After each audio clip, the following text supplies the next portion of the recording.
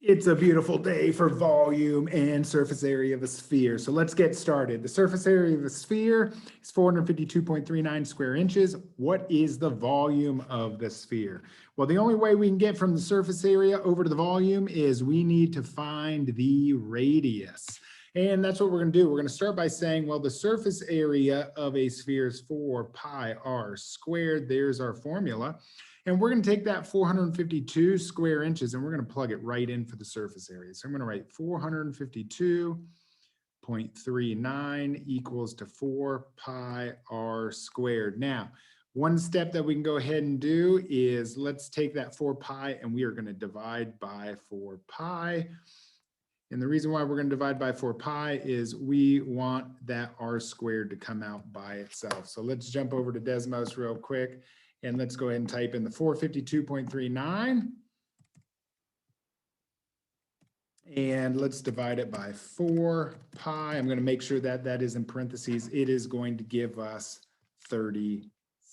So that gives us 36.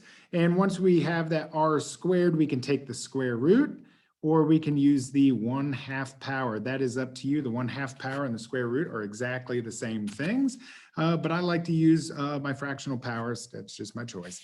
Or 30 the half power, 36 to the half power is the same thing as square root, which is 6. All right, now we're going to take that radius and we're going to plug it into the volume equation. And the volume equation, the volume of the sphere, is just simply 4/3 pi r cubed.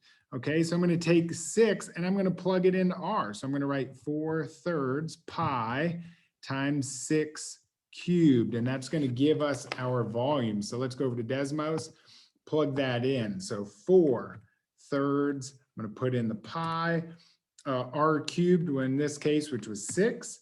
I'm going to put 6 cubed in there. And that's going to give us 904.778 or 904.78. We just rounded to that. That's fine.